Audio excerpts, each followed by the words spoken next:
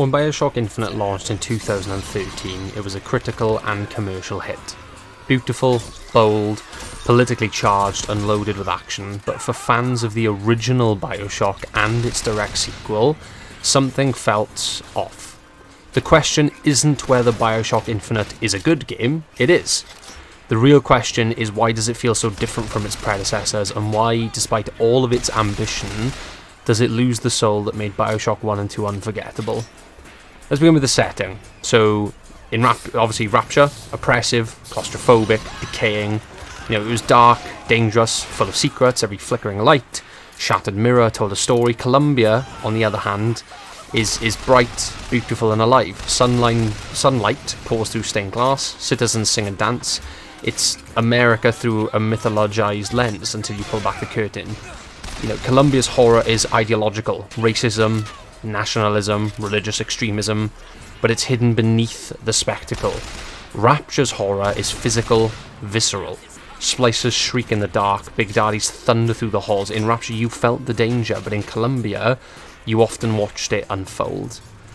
In Bioshock 1 you played as Jack, a blank slate who slowly uncovered his terrifying origins. Bioshock 2 then, you were Subject Delta, a silent protector bound to a little sister, and in both, the silence allowed the world to speak for itself and the mystery was everything. Booker DeWitt is different. He's a character with a voice, a past, and an agenda, and that makes Infinite feel more like a traditional story than an immersive mystery. And while Booker's arc is compelling, it changes the way we interact with the world. We're not discovering, we're reacting. One of the greatest strengths of Bioshock 1 and Bioshock 2 was the slow unravelling of the mysteries. What's Adam? Who is Atlas? What happened to Rapture? Every audio log felt like a piece of the puzzle. Infinite gives you exposition up front. We know who Comstock is. We know Columbia is built on lies.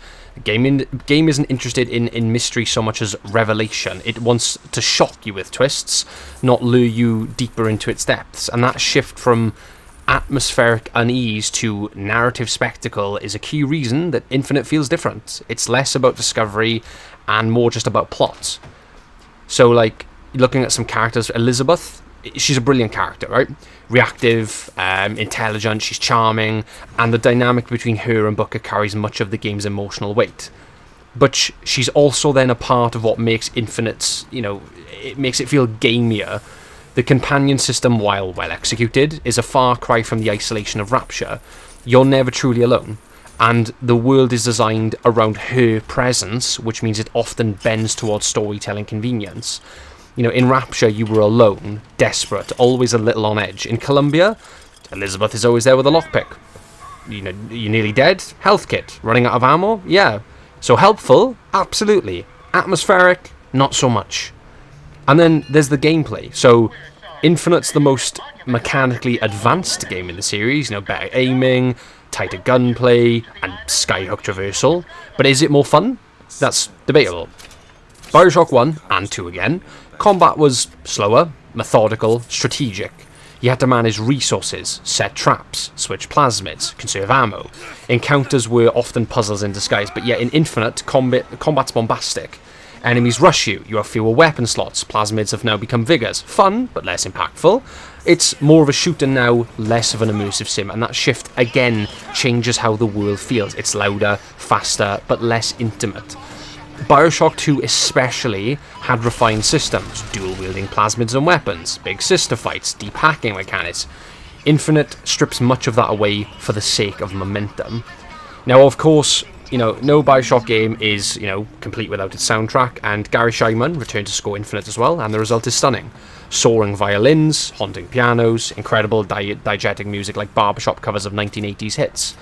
But there's a tonal shift. Rapture's music was more ambient, more mournful. It enhanced fear, whereas Infinite's music is often beautiful, but often, uplifting and whimsical, and the tone is more romantic than terrifying, which, does suit Columbia, but it then changes the series' signature mood.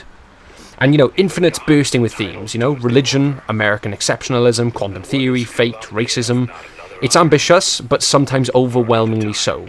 Bioshock 1 and 2 were thematically dense too, but they embedded those ideas into the atmosphere. You felt the cost of Randian individualism as you walked through Rapture's ruins. whereas Infinite tends to tell you its themes, audio logs, dialogue, monologues. It's not subtle, and while the ideas are bold, the presentation sometimes becomes didactic. It's not that the themes are worse, not by any means. They're just delivered differently. Less through experience, more through exposition. And Infinite's plot is built around a massive twist. Booker is Comstock in another universe. It's bold, it's complex, and it's metaphysical, but it also divides players. In Bioshock 1, the whole would you kindly twist enhanced the gameplay retroactively. It changed how you saw every command. Infinite's twist reframes the narrative, but not the mechanics, and the final choice in Infinite, to drown Booker and erase Comstock, is powerful, but it's less about player agency, more about narrative inevitability. It's a filmic ending in a game that previously allowed player-driven discovery. And the multiverse reveal, all these worlds, all these lighthouses, it's stunning. Philosophically, it's fascinating, but for some fans, it also breaks the mystique of Rapture and Columbia alike. If every Bioshock is just another branch in an endless multiverse, does that lessen the unique magic of each world?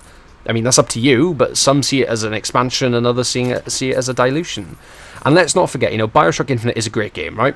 Technically polished, beautifully written, Elizabeth is one of gaming's best companions, skyline traversal is exhilarating, and the voice acting is top tier, and for many, Infinite is their favourite. It connected emotionally, intellectually, and visually in a way few games have. But that greatness comes with trade-offs, and it's okay to acknowledge that while still celebrating the experience.